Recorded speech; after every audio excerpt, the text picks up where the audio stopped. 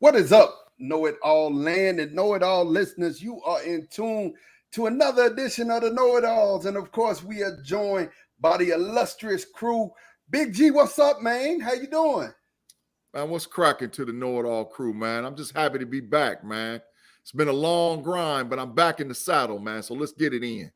Back in the saddle again. And of course, we got our man, the myth, the legend. Big Tate, what's popping, man? How you doing? What's up, Ma? Why you call me illustrious, man? What's that mean? Man, listen, ain't nobody winning. I'm just gonna tell you, ain't nobody winning fantasy football if Tate is around. Tate is killing. I think literally he ties people's kids up in the basement to get wins. I don't know how he does it, but he does it. And listen, it is what it is, man. And know it all. When it comes to fantasy football, he is the know it all. Now, it ain't over with yet because we got the playoff season coming. He got to win that. You know, I always go like 14-1 and lose in the first round of the playoffs. I mean, that's gonna happen. So look, I'm gonna tell y'all something, man. Hey, he's the regular season champ, not so much the playoff champ, but the regular season. He get busy in the regular season. Hey, but look, before we get into this, man, we got a lot of sports talk to cover. We're gonna get into this.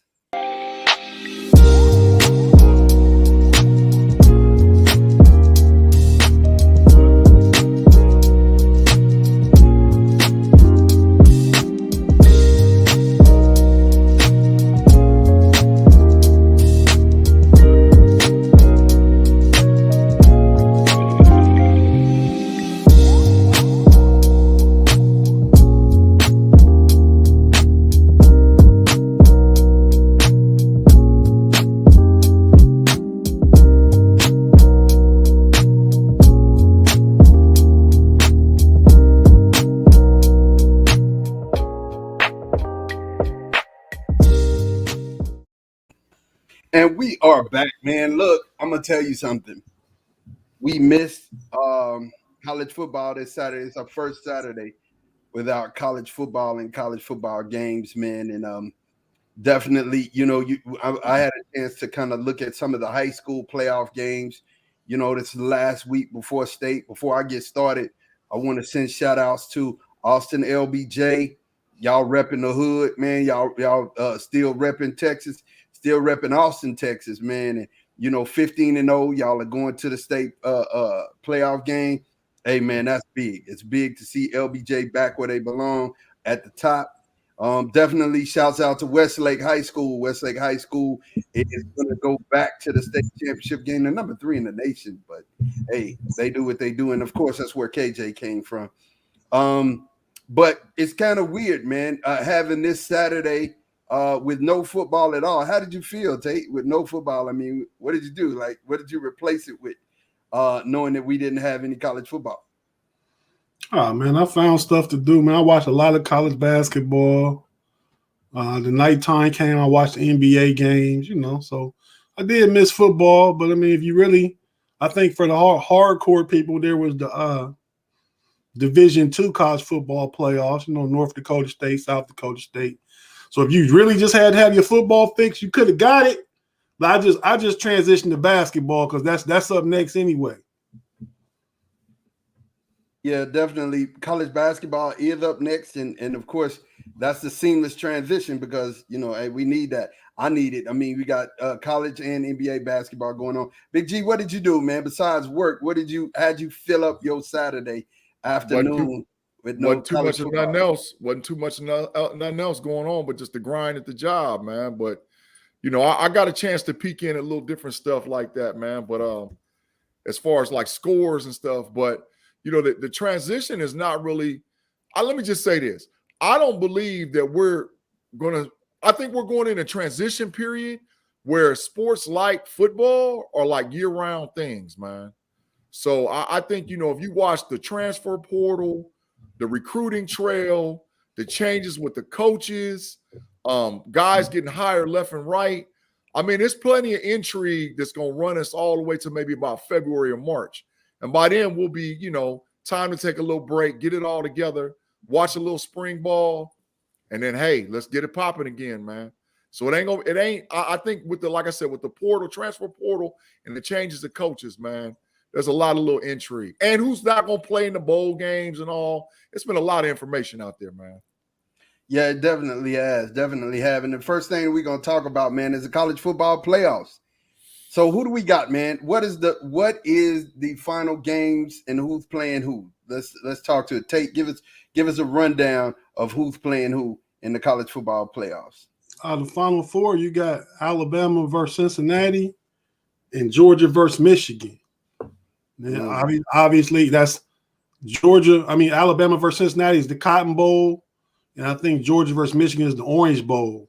Yep. And obviously the two winners playing the college national championship game. I think around the 9th or 10th of January. Mm-hmm. So how do we feel about this? How do we feel about Alabama I've been calling it. I was saying, Alabama. They're going to go. And they took care of business. It just didn't feel like, me and Tate talked about it. It just didn't feel like Georgia came to play. Like it almost felt like Georgia was like, well, we're already in. Who cares? How do we feel about Alabama being back in the national championship game or the national championship hunt? Talk to me about that, G. How do you feel about Alabama being there again? Bias. Yeah, it's biased, but guess what? They earned it. They earned it. They listen. They lost to Texas A&M, which was a scrub squad during the season, and they ran the table the rest of the way, and they popped the number one team in the country. So it could be biased or whatever else, but they SEC champs. So they earned their spot. You can't hate on somebody when they earn it. When you hate on them when they don't earn it, or they back their way in, or they don't deserve to be there. But the college football playoff held true. Ain't no two team getting in that. Not right now. Now, if they expanded to 8, 2-loss squad might get in. But right now, nah. Bama earned it. I don't disagree with Bama. Bama handled their business, did they supposed to do. My only problem was that they jumped up to number 1. I felt like maybe they should have went to number 2. I feel like the body of work over the course of the year, who Bama lost to, who they struggled against. Michigan only lost one game against Michigan State, who was at the time ranked number 7 or 6. Right. And Michigan should have won that game. Yeah. So I felt like Michigan should have went to 1, which would have Michigan playing Cincinnati, but the committee wanted to avoid a Bama Georgia repeat, in the first game of the college football playoffs. Which I think is raggedy. I think it should have been that. You know what I mean? I think it should have been that. Definitely. And then you would have had, a variety of teams in the playoffs. But, once again, they wanted to be out. Or, well, if it's an SEC final, that makes the SEC the prominent conference in college football again. And, hey, I just want to see some variety. I want to see some mixing up. I don't want to see Bama in it every year. I don't want to see, just the same old teams. I want to see some other teams fight to make it in there, man. So, I would have loved to see Ohio State in the final, but hey, didn't work that way. You got 3 basically new teams: Georgia, Cincinnati, Michigan. Michigan ain't did nothing in 10 years, 15. They ain't did nothing. So, but you got still, 3. You got blue bloods except for Cincinnati. But honestly, do you believe? Big G, honestly, do you believe that anybody other than Georgia and Alabama are going to be playing in this championship game? Oh, hey, I believe Michigan can beat Georgia. Michigan can beat Georgia, and Cincinnati can beat Bama. I listen. You better not sleep on. Let me explain. Let me explain this, man. Hot take. Quarterback play is pivotal right now. Now, Bryce Young is a dog. He won the Heisman. But Ritter is no scrub.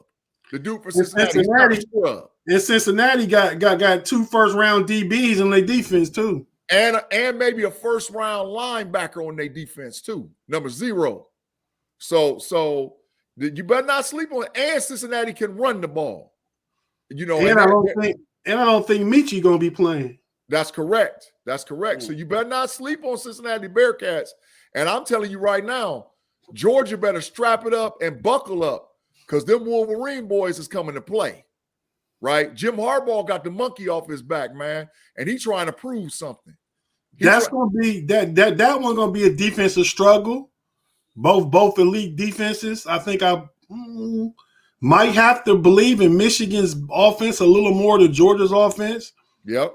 I mean, they both got running games, but I think unless I don't know have you guys heard anything? Is Georgia going to try and come back with the other kid from USC? What's his name? Nah, that Daniels. Nah, I wouldn't be shocked if the coach pulls him.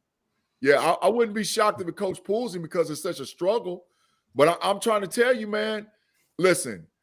I'm just telling you about them. And there's a rumor that Ball kid that got hurt real early on for Michigan wide receiver that could take the top off of the defense. They talking about that youngster might play. And I'm trying to tell you that threat of being able to take the top. See, Alabama exposed Georgia.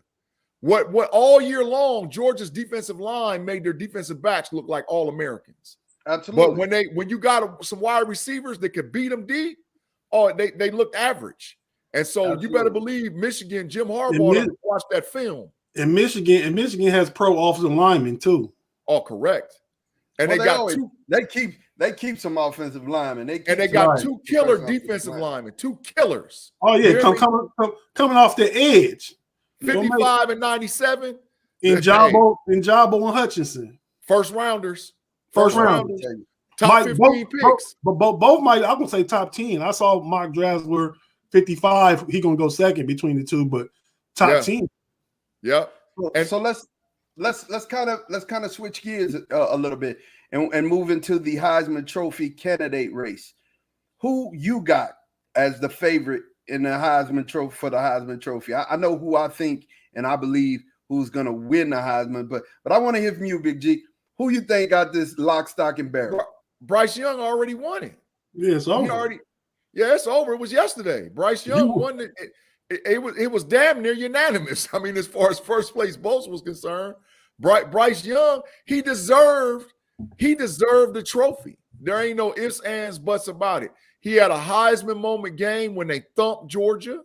He really deserved it. The point that was made though, as far as the voting, was Hutchinson jumping up to number 2 in that voting because he thumped Ohio State. He had 3.5 sacks against the Buckeyes. And Tate called it some weeks ago on the show.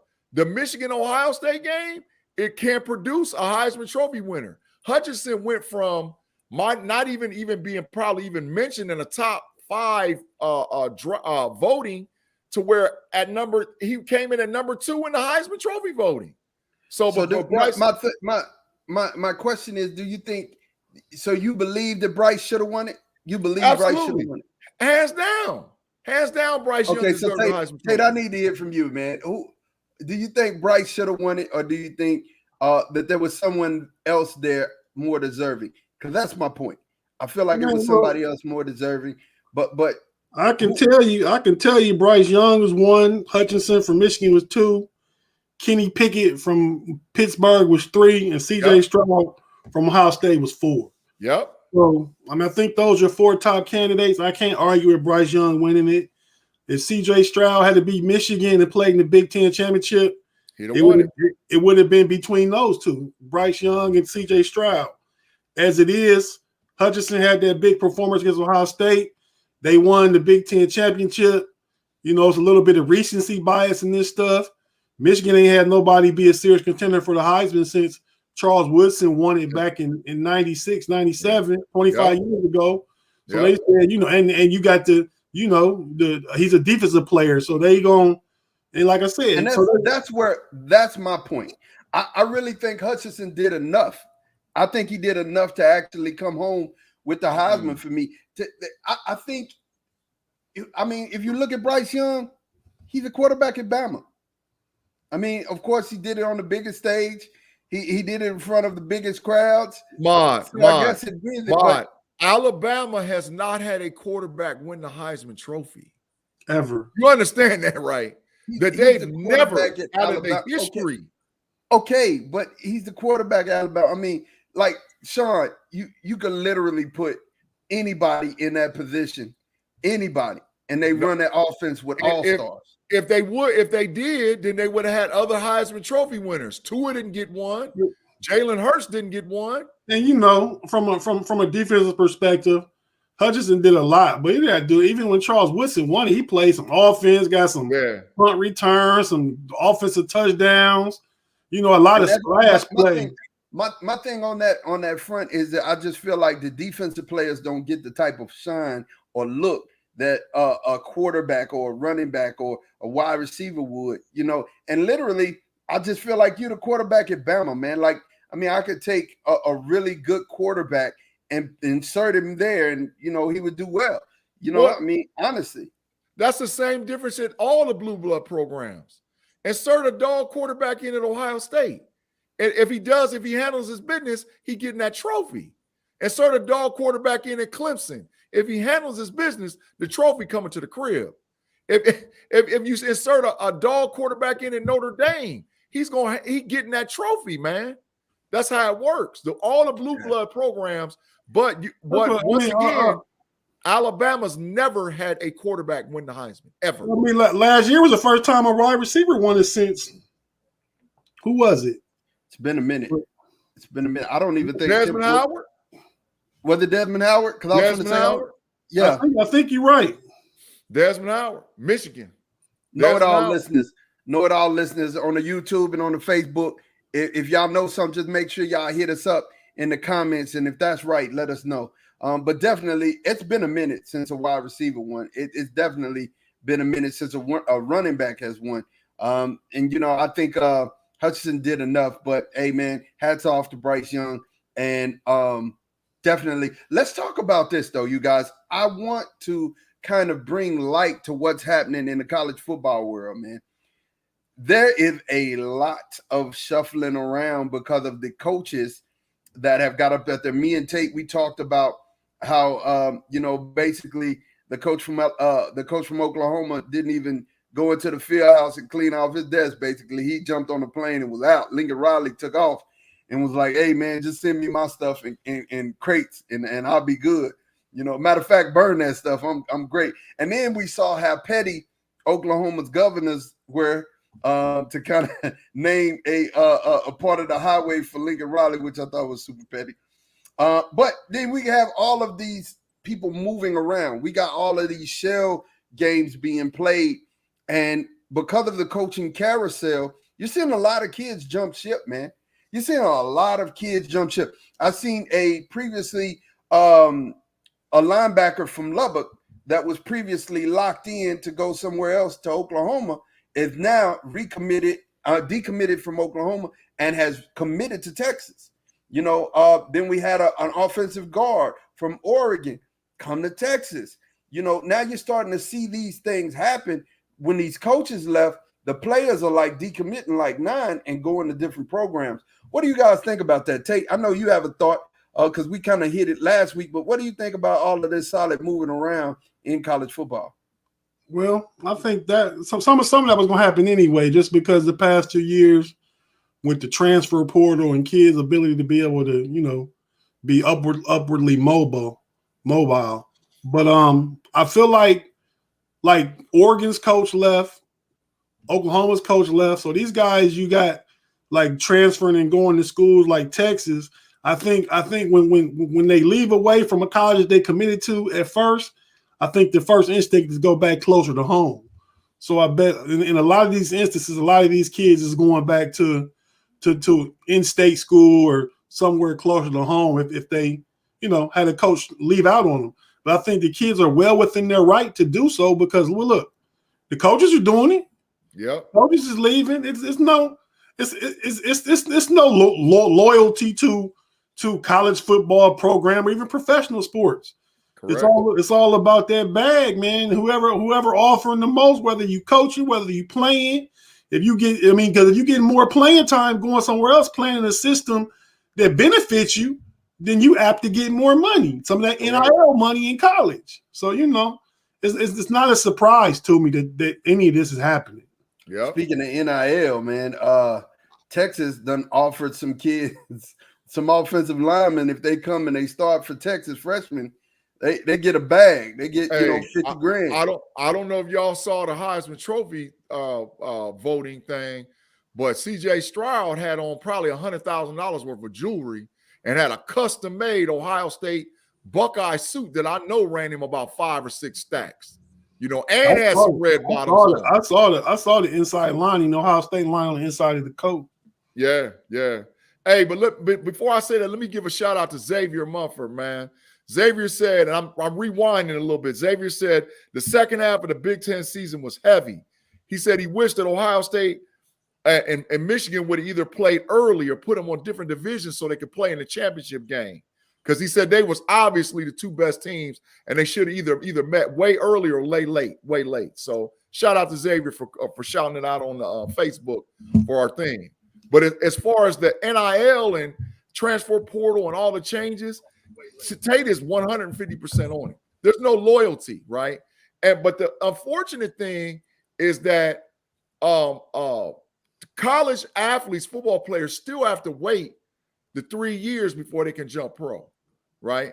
And I'm not saying that, I understand that the NFL is a man's game and you got to develop, your body and all whatever else. But that's why you're seeing kids give up their last year of high school and jump to play a college football. Ewers just did it. Ohio State done probably learned their lesson because Lorenzo Styles, who used to be a monster for Ohio State, his son just skipped his senior year. He's coming to Ohio State to be able to play in the spring game.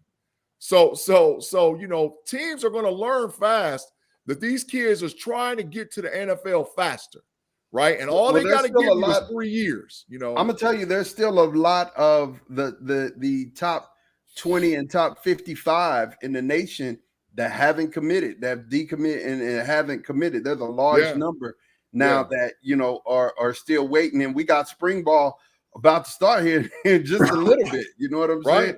So I think you're still going to see more of the pieces and the dominoes falling and kids transferring and people coming back up. Listen,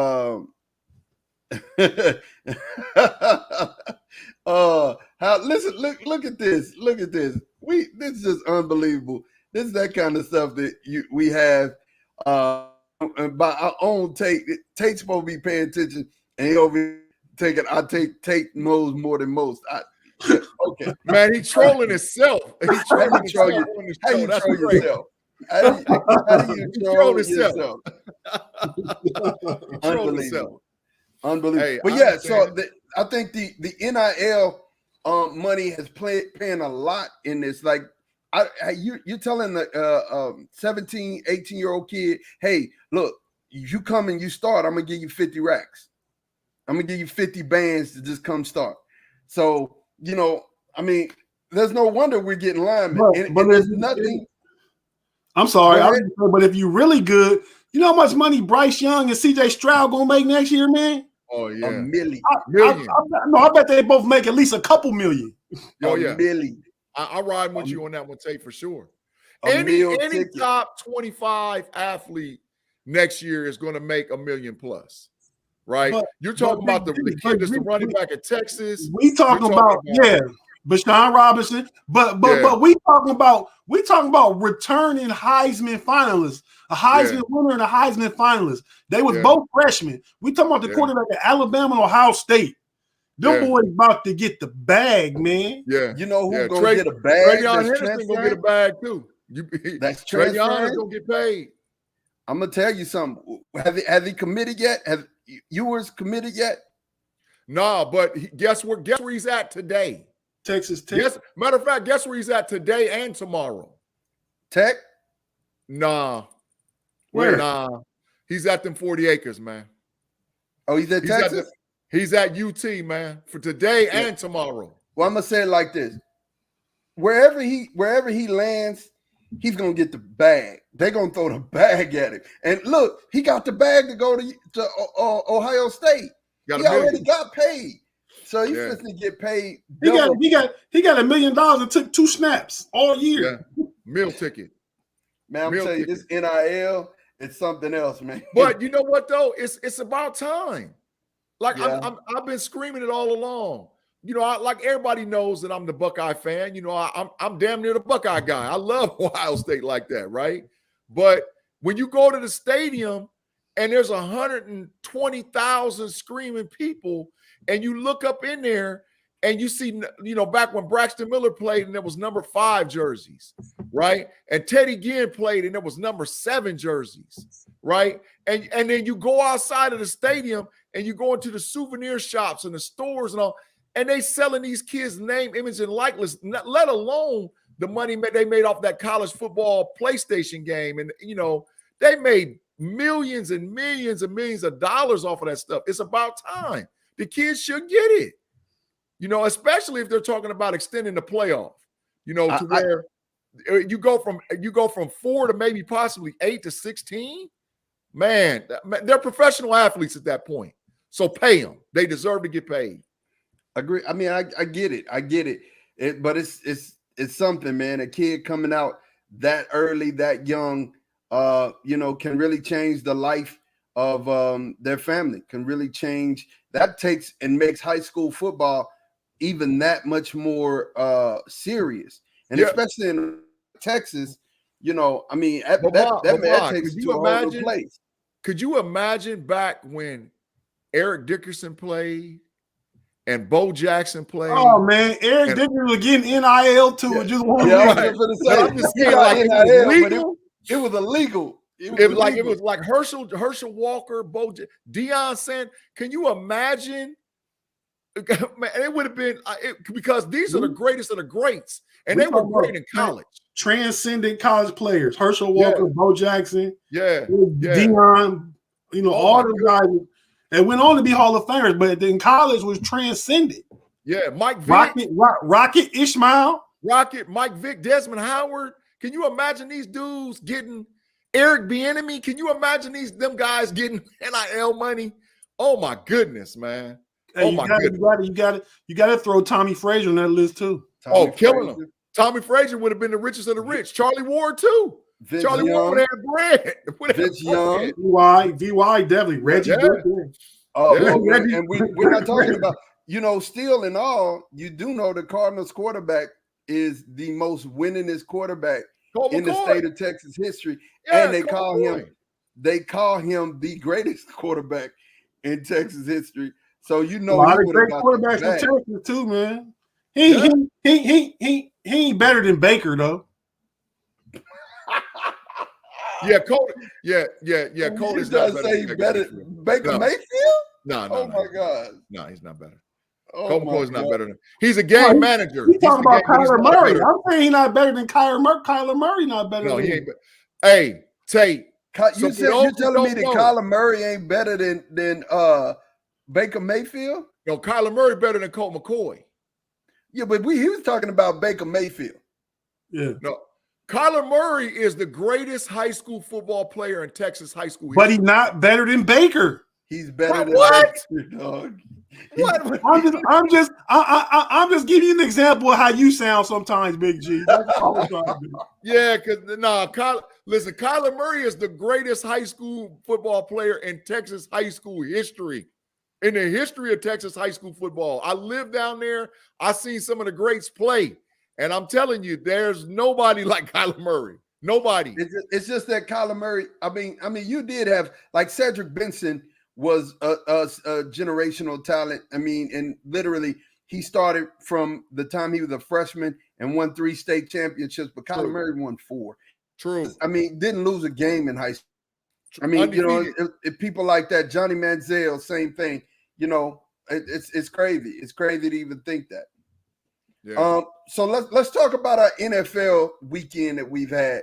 First, let's start with the Steelers and that game on Thursday night. Let's talk about that. How do you feel about that game? Like, I mean, the Steelers got dominated the whole game, but came back at the end and made it interesting. G, talk to me about that. How do you feel about that game this week? Listen, man. Listen, let me talk. Let me just have a little sidebar conversation with Steeler Nation right now, man. All right. Big Ben is washed. We know that. That's not even nothing to talk about, right? But we have to. Everybody wants him to get a first-round quarterback. No. we have to address the offensive line and the defensive line in this year's coming up draft.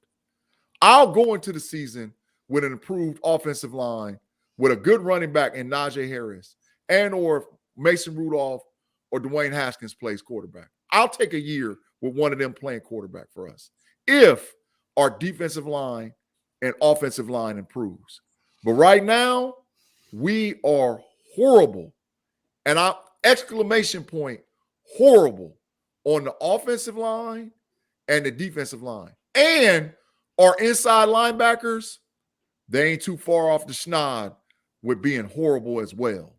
We got to improve in the trenches, because I don't care if the great Tom Brady was back there playing quarterback for us. He would get killed based on the performance that I saw Thursday night with the Minnesota Vikings and the Pittsburgh Steelers.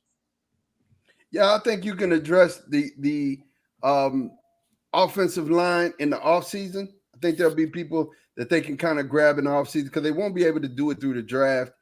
And if they try to do that through the draft, then they're going to have to adjust the quarterback in the free agency as well, because they're going to have to get a quarterback. Ben is gone. You know that Pittsburgh is 11th on the money chart for free agent money next year, right? And that's the first time in like 20-something years the Steelers have been close to a top 10 free agent as far as money.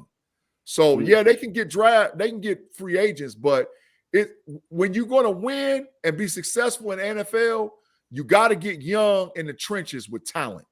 You got to have men that is going to sit down in them trenches and not let you run the ball and going to make sure you run the ball. Najee was getting punished and he still had 100 yards. It's been like that all year.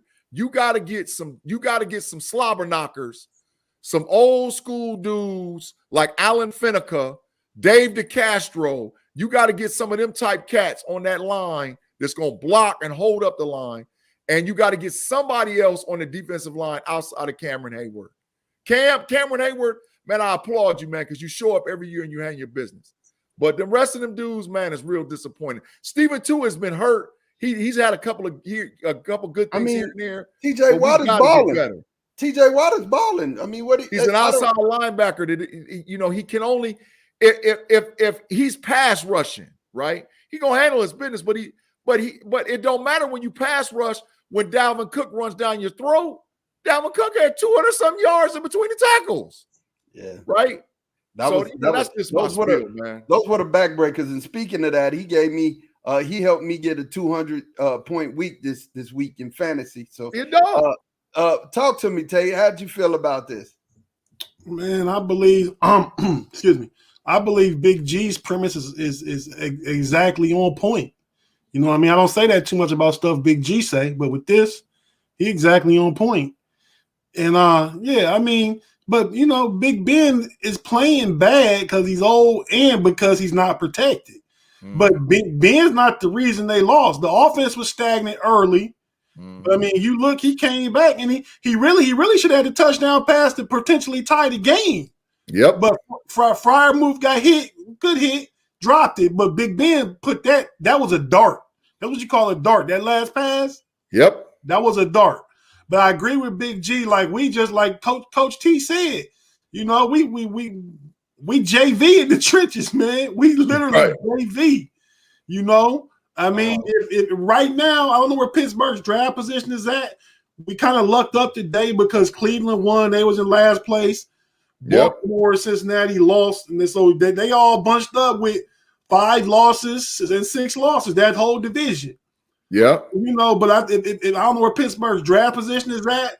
No quarterback to me is worth a first-round pick. None. Especially where we're picking at least in the latter 15. You know what I mean? So right now I'm looking at, I agree with Big G. If it's offense, give me the center from Iowa. Yep. Linderbaum, something like that. Move Kendrick Green to guard. Yep. Put have a true anchor in the middle, a true center. And if I'm going defense, I like the boy Jordan Davis from Georgia. Yep. We need some girth in the middle to help plug up some of them gaps. Yep. That's a Casey Hampton. That's a Casey Hampton type defensive tackle that we've been notorious to having in our history, man. Because gotta have a DT.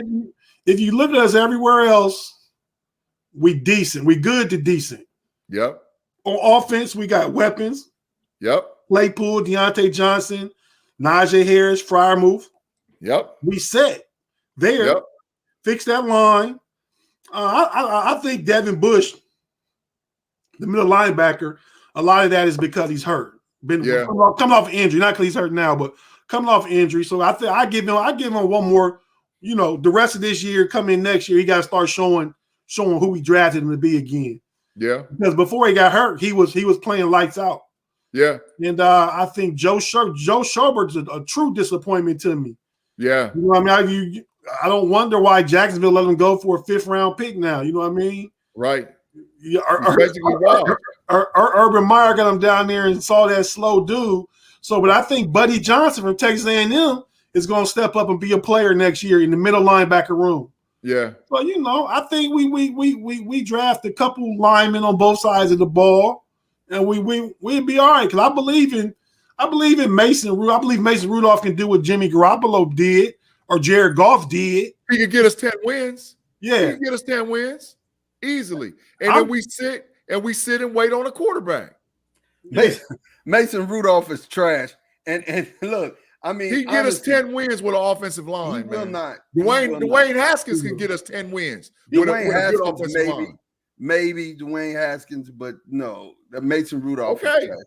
Mason Rudolph is garbage. He's hot garbage. But I just think you do need offense. I agree with you guys. Your offensive linemen, they got to get better. They got to get better. They look like a bunch of rookies out there, man. And they are a bunch of rookies out here. That's what they look like. They look like a bunch of rookies. They're getting handled, but they've got to get better. And I think they will.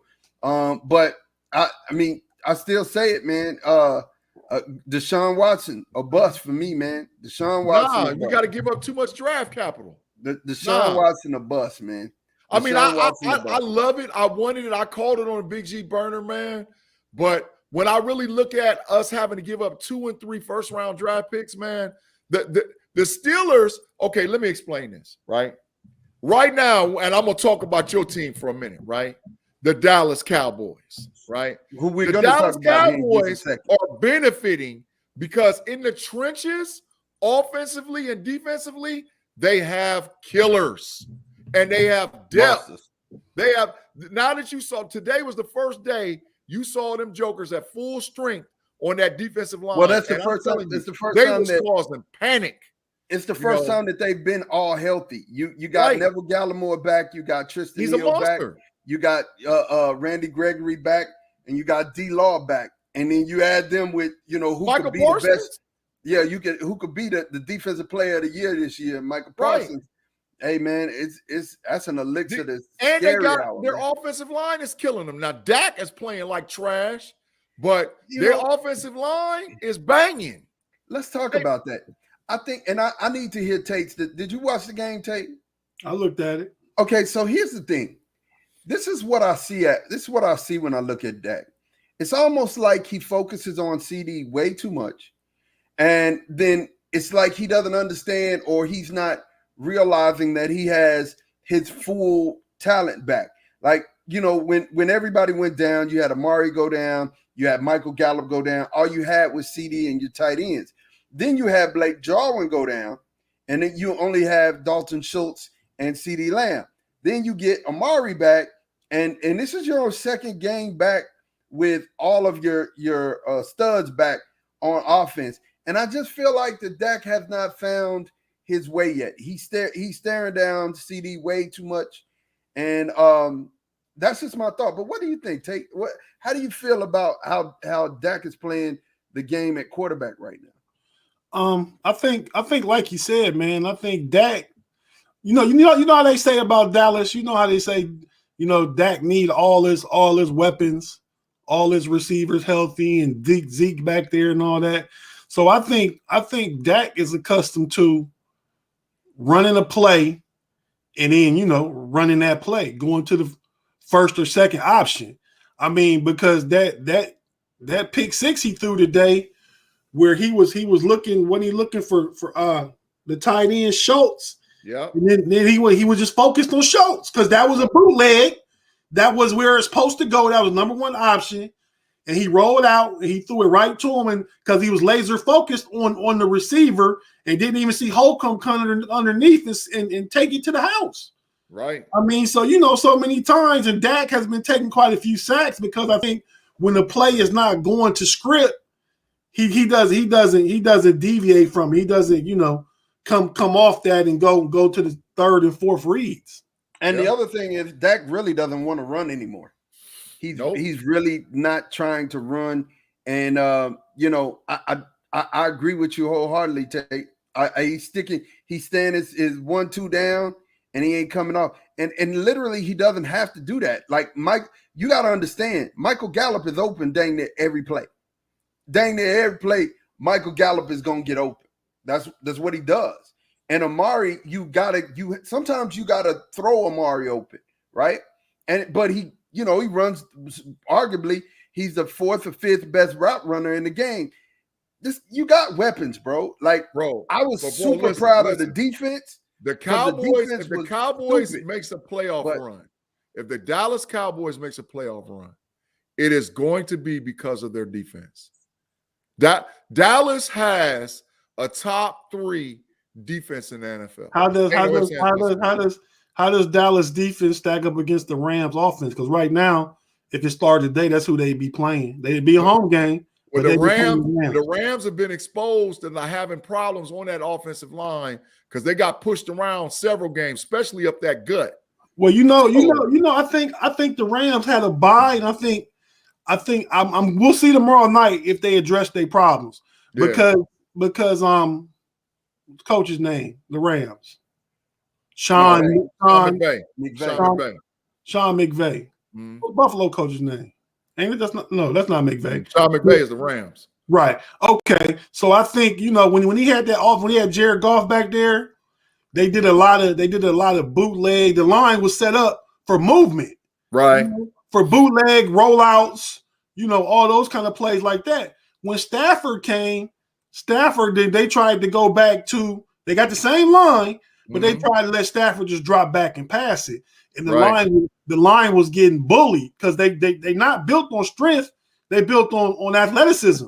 Correct. You know what I mean? So I think after the bye, they're gonna go back to a lot of that offense that we saw previous years with Stafford rolling and bootlegging and a lot of that stuff like that that's gonna protect the line. Yeah. I think and Henderson, their running back, is hurt too. So Sonny Michel starts at running back tomorrow night. Yeah, I think Sonny Michel was better. He's on my fantasy team, so I hope he has a great game. I think Robert Woods being hurt really hurt him. He's missed. Right. I think it really hurt him. I think he's like the glue that made everything go. Cooper Kupp was the smart receiver getting open, but you had to account for Robert Woods, right? And him not being there is hurting. But if OBJ wake up out of that coma, OBJ had a touchdown each of the last 2 games, but Cooper Kupp is, like Ma says, the zone buster. He finds them holes. Him and Stafford have an incredible rapport for it to be year 1 playing together. Yeah. But Robert Woods brought that physicality. He was, he was that part of that offensive identity. He would run the jet sweeps. He would block. He would make the physical catches over the middle. They don't have that guy right now. Right. No, OBJ and Van Jefferson are not that. Hey, and I'm gonna tell y'all something else. I'm staying in the NFL, but I'm telling you something, man. You don't want to play the Kansas City Chiefs right now, man. Nobody want nothing to do with the Kansas City Chiefs right now, man. I mean, they're hot. They're hot right now. They done woke up. The Patriots are hot right now. I mean, there's a couple of hot teams in the league right now. If Kansas City played the Patriots in the playoffs, Kansas City would beat the brake shoes off of the Patriots, man. I don't know. They got to go to Foxborough. They got to go to Foxborough. Man. Well, we don't know. It depends on where they play. If it happened right now, they would go to Foxborough. Well, yeah, that could change up. If the Chiefs get home field, don't nobody want none of them, man. Don't nobody in the AFC want none of them Kansas City Chiefs, man. Nobody. Matter of fact, don't nobody in the NFC want none of Kansas City. Kansas City is hey, Big G. I'm gonna tell you this right now. And not next week, the week after. Yep. The Steelers upset the Chiefs in Arrowhead. You heard it here first. Wow, that's a bold prediction.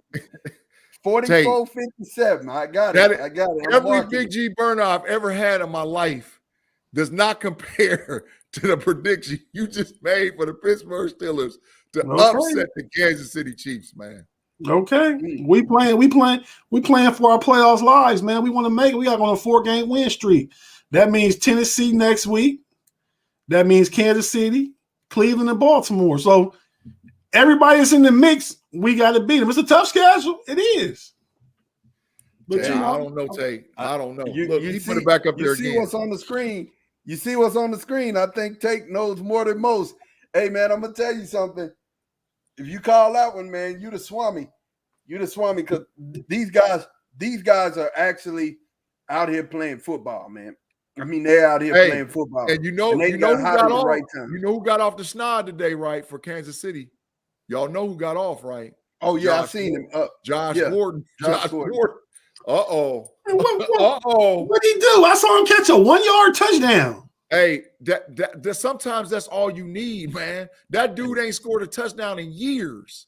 Hey, you get one tutty, it might open up the rain. It might open up the rain, man. It just could happen. I can't say that. Hey, man, Patrick Mahomes in his last 6 games, ain't had 2 touchdowns except against the Raiders. But both times he had 2 touchdowns was against the Raiders about 3 or 4 weeks ago and today. The Raiders done packed it up completely. Yeah. You know what I mean? They put it in the suitcase after that Washington loss. That was it. Hey, and I'm gonna tell you another team I wouldn't want to play. And if they get in the playoffs, the Los Angeles Chargers, I wouldn't want to play them boys. I wouldn't want to face them. They beat the Giants. The Patriots already beat them. They got 5 losses. So ain't nobody super great. Justin Herbert, Keenan Allen, Mike Williams, Austin Eckler. Hey, I don't want to. Bosa on the other side. James playing, man. Look, they're a talented bunch. I give you that. I mean, but they got to go on the road wherever they go. So that's not a team that I wouldn't want to play. I wouldn't want to play Green Bay. I probably wouldn't want to play the GOAT. In the AFC, it ain't nobody that wouldn't want to play. Not even the Patriots. They rank number 1. Yeah, the Patriots. If I was picking a team stylistically in the AFC who I wouldn't want to play, it would be the Indianapolis Colts. Yeah, because they can run the ball on you. And they got a helly defense. Yeah. But are the Colts going to get in?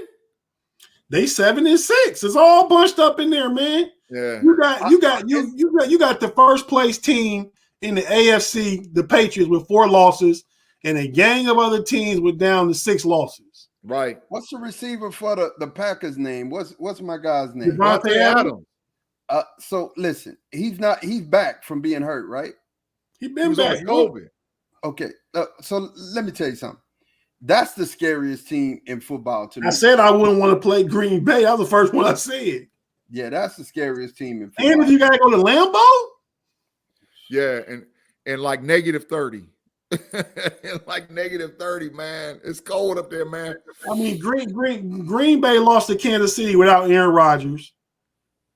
They lost that first game against the Saints. I mean, but they beat Arizona without Devontae Adams and a couple other number one and number 2 receivers. Yeah. And I can't remember who their third loss was against, but yeah, man, to me, Green Bay is a team right now, even more than Arizona, because Aaron Rodgers has so much experience, man. Yeah. And they finally developed A.J. Dillon as the running back, for the cold weather. They're going to pound that boy, man. They're going to pound him. You know? So, yeah, Green Bay dangerous. Is Zeke still on pace for 1,000 yards? No, I think he may make it, but him being hurt, that knee injury hurt. He's been playing like his last 5 games, he hadn't got over 50 yards. Yeah. So you ain't gonna get the 1,000-yard running back with the 3,000-yard receivers. That ain't happening. It's not gonna. That ain't happening in Big D. No way. It's not happening. It's not happening. It's sad, but he been playing hurt all year, and they held him out the last part of the game. You know, the other thing about the Cowboys, and I got to say, man, we got to win despite coaching. Mike McCarthy's just not the smartest coach. I don't. I mean, he's not the sharpest. He said his coach is trash. He's not the smart. He's just not the smartest. He's not the sharpest knife in the box. I don't understand. If you could fire Mike McCarthy, have any coach right now, not a head coach, any assistant or any other coach, who would you take right now for Dallas? Oh, I got my pick, but I'm gonna let Ma go. I got my pick. Not a head coach. I got two dudes. Not a current head coach. You can't take a coach from another team. You can take an assistant. You can take a coach that's been fired, that's not coaching right now. I got two dudes.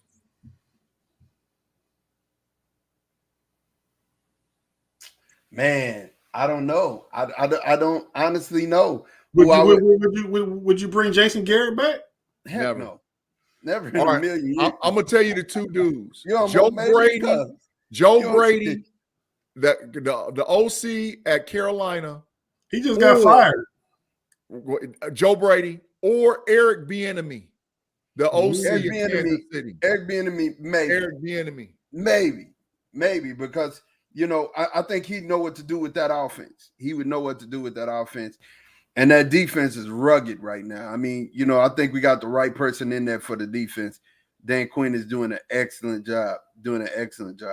But so, we talked about, this week in the NFL, who we got winning tonight. You definitely got the Packers coming out of this one tonight.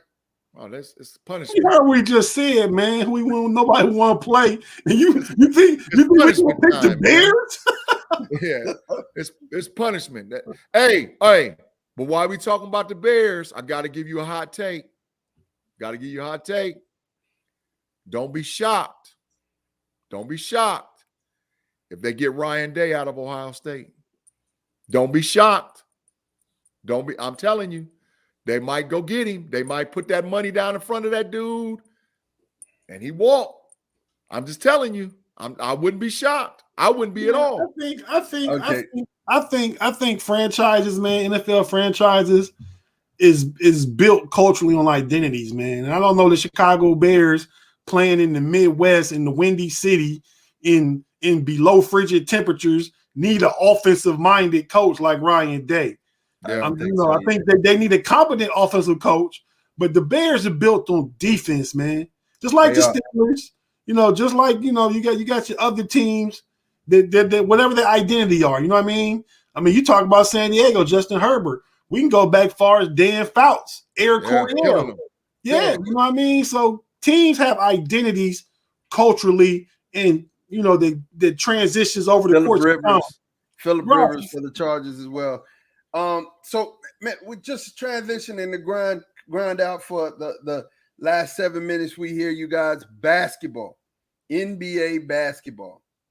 First and foremost, Zion. He's a hot topic in the NBA right now, man. What's happening with Zion and his weight, man? Y'all talk to me, man. What's happening with us and our weights? He like to eat. Zion living like us. He like to eat. But he like beignets. He like Popeye's chicken. He like Mother's restaurant. He probably go to Mother's every day. He probably go to Dookie Chase every day. He probably go to the beignet shop in New Orleans every day. He probably eat Popeye's chicken every day. Hold on, G. Hold on. My thought process on this for real, and the reason why I ask is he better heavier? What is he gonna have to get a new trainer? What's going on? Does he not have anybody around him? Listening to his trainer, his nutritionist, Ma.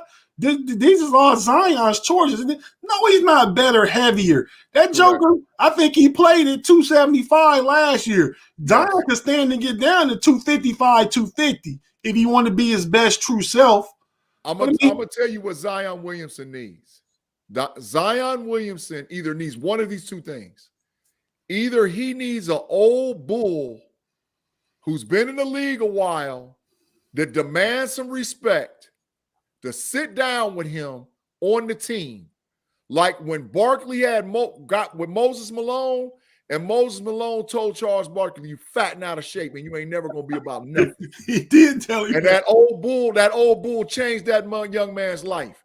Zion needs like an Al Horford, one of those type guys to get up next against him, or even a guy like Millsap to rub up against him. Come on, and man. not be scared of him. And you like, just look, compare Al Horford shape. and Millsap to Moses Malone? Well, I'm just saying, there's no guys like Moses Malone in the league. Right, exactly. That's where I'm at. There's no guys that can do that in the league. Al Horford would do it to him. If Al Horford was with him, Al Horford would punk him. I think Big Baby went through a similar thing. He had KG, and when KG left Boston and wherever Big Baby went, he was done. Yep. Yeah, and I think that's my thing. I don't see why, and I don't think it should be a player that talked to Zion. It's gonna have to come from. First of all, I think he needs to get out of New Orleans. Period. Yes, I think he needs to get out of New Orleans. I think that's what he's trying to do, man. I think he's trying to eat his way out of New Orleans. I think that's the problem, and he got to do that. But I wish Zion the best, man. Hey, if you're listening, Zion, man, listen, I wish you the best. I hope that we can solve this problem because I don't think we've seen the best you yet. I don't think we've seen the best representation of Zion Williams. And we're going to shift gears. The Lakers, man. What's going on with the Lake Show? I mean, your boy is saying, the Brow is saying, look, we the underdogs in every game we play. But I don't understand why this joker don't want to play center, man. Like, you 7 foot tall, man. Go play center, man. It would solve all of y'all problems. Go play center position, bro. No, it won't. No, it won't solve all their problems. The problem is that Anthony Davis is a top 5 talent in the NBA, and he's playing like a wafer. Anthony Davis should be the best player on the Los Angeles Lakers every night. He's got to buckle up. He's got to do what he's got to do to make him win. He's got to become like Giannis. He's got too much wafer in him, man. Can't compare him to Giannis. He's a top 5 talent. He's a top 5 talent. Compare him physically. You can compare him physically. Yeah. Anthony Davis is that's problem number 1. Problem number 2, LeBron and Westbrook can't play together. Giannis got this. You can't compare that. Giannis got a ticker. Listen. Anthony Davis has to be top 5. Problem number 2, Bron and Westbrook can't play together. Period. They both dominate the basketball. They can't play together. I think that's clear. Either right? you're going to have to problem number 3, they're too old. They traded away all their talent, man, young talent, man. Which I understand because that's Bron's MO. But until Anthony Davis starts playing top 5 and they make a decision about Russell Westbrook, 7th seed, 8th seed, maybe play in, they ain't gonna be a top 6 seed in the West. You can count it. And that's a big G burner. If they keep playing the way they playing now, no way top 6. I mean, that's literally not a burner. I mean, because they're playing like hot garbage. Tate, what you think about the Lakers, man? What's your take? That's your squad. Well, LeBron's your guy, but Cleveland's your squad, but LeBron's your guy. So talk to me about that. Yeah, man. Big G is right. Anthony Davis has to be the best player on the team. Yes. I mean, like I said, from a physical, the measurables, he's comparable to Giannis in height, in wingspan, and weight, and all that stuff. But he don't bring it like Giannis. He's not in shape like Giannis. But I think that you can attribute that to just the differences in how they grew up. I mean, Giannis grew up on the streets of Greece, having to hustle and sell things to even put food on the table on the day. So his whole work ethic and mentality is different than Anthony Davis's. You know what I mean? Russ has cleaned up his game in the past 10 games. Russ is playing a lot better. And LeBron scoring 30. I think they can work that out if Anthony Davis was giving them what they needed. As far as they're an older team, but if they have some youthful pieces, Malik Monk, Taylor Horton-Tucker. Kendrick Nunn ain't came back yet, but he gonna play. They got the dude from Oklahoma. What's his name? I know you're talking about. I know exactly what you're talking about. Yeah, but the white kid that can shoot, he kind of like replacing Caruso. So I mean, they have some young talent to inject in there. It's just a matter of chemistry and getting the most important thing is getting. Charles Barkley said it is getting the most out of AD. Play center. Go play the 5. Stop tripping, man. Get down there and go low. But him at 5 is not going to. AD's got to play, bro. Whether he's at 5, 4, 3, 2, or 1, he got to play. I agree with Mod too, though. I mean, because they wasted space and energy with DeAndre Jordan and Dwight Howard.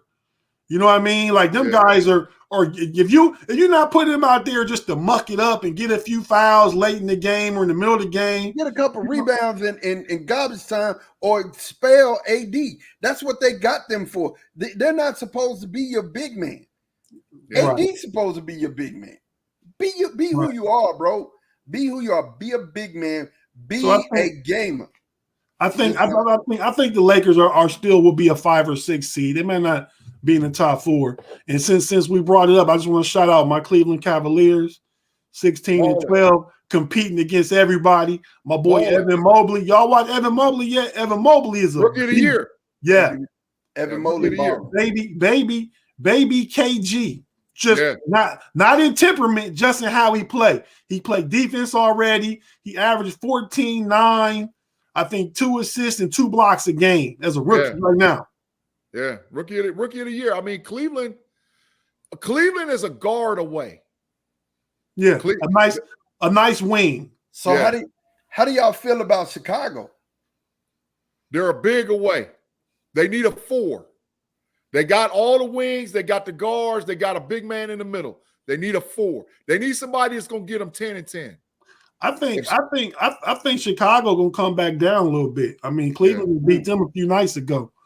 I like Chicago, but I mean, I don't think DeRozan and Lonzo Ball and what's the name? Vucevic, Caruso, yeah. You know, I don't think come playoff time we've seen DeRozan never get it done in Toronto. Right. Since San Antonio went down, once he went there and he was the man there. Right. And Lonzo's never done anything. He's a good defender. He shoots a little better, but come time when it comes down to it, I think Chicago gonna be like a 6 or 7 seed. They gonna drop off. Hey, so I got a question about Ben Simmons, man. How do you guys feel about Miami? And then we'll get to Ben Simmons last. Yeah. Miami. This is another team that's underachieving in my eyes. But they underachieving for the regular season isn't bad. They're a playoff team. Yeah. You know, Bam Adebayo is hurt. You got Jimmy Butler's been hurt. Kyle Lowry saving himself. But when you get those guys and PJ Tucker in a 7-game series, them boys is grimy. Jimmy Butler, Bam Adebayo, Kyle Lowry, PJ Jimmy Tucker. Buckets is that thing, yeah. Them boys is gonna be great. That's gonna be a tough out, whoever they play.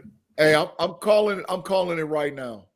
If the Milwaukee Bucks are at full strength, everybody's healthy, they holding up that chip again, man. I'm calling it right. Milwaukee rough, man. So what if we get a Ben Simmons move? Rough.